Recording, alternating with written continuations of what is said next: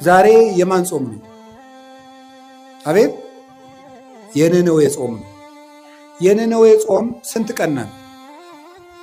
3 ቀን ለምን የተጠቀሙ ሰዎች ናቸው? የነነዌ ሰዎች ለመዳን የተጠቀሙ ሰዎች።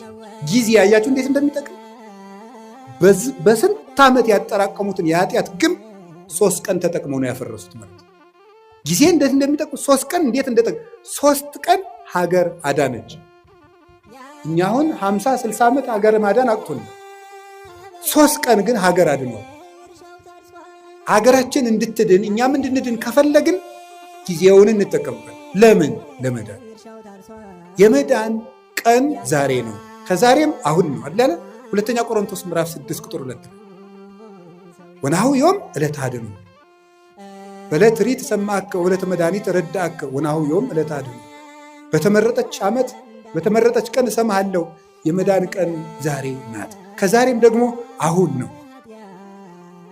ሰይጣን እንዳንድን ድነት ማለት ምን ማለት ነው? በኦርቶዶክሳዊ አስተምሮ መዳን ማለት ከቅጣት ማምለጥ ማለት አይደለም። ምን ይመስላችኋል? መዳን ማለት ከእግዚአብሔር ጋር መዋሃድ ቲኦሲስ ማለት ነው በግሪክ። ከእግዚአብሔር ጋር መዋሃድ ሱታፌ አምላክ ከእግዚአብሔር ጋር መኖር ነው መዳን ማለት። ድነት ማለት ይሄ ነው። አሁን አንዳንድ ሰዎች እኔ ድኜ ጨርሻለሁ ይላል። እንዴ ከእግዚአብሔር ጋር መኖር የሚያበቃ ነገር ነው? መዳን ማለት ከእግዚአብሔር ጋር መኖር። ከእግዚአብሔር ጋር መኖር ደግሞ ሁልጊዜ የሚቀጥል ነገር ነው። እግዚአብሔርን የሆነ እንደ ዕቃ የሆነ ተቀብለ ነው በቃ ምን እንለዋለን? ሁልጊዜ አብረ ነው ምን ኖረው። ከእግዚአብሔር ጋር መኖርን ጧትም ማታም ጧትም ማታም ጧትም ማታም ለመዳን መጠቀም አለብን። ሰይጣን ምን እንደሚያደርግ ልንገራችሁ። አንዱ መሰረታዊ የሰይጣን ተንኮል ጊዜ ከሰጠን ነገ ስለዚህ ልነግራችሁ እችላለሁ።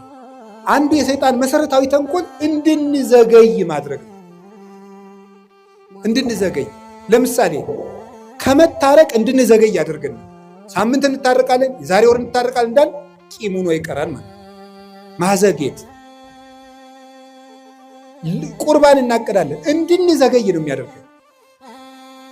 ይኸውላችሁ የማቴዎስ ወንጌል ምዕራፍ 25 ላይ እንደተጻፈው መንግሥተ ሰማያት 10 ደናግል ትመስላለች ተባለ። ከዛ 5ቱ ጠባበኞች ናቸው፣ 5ቱ ሰነፎች ናቸው።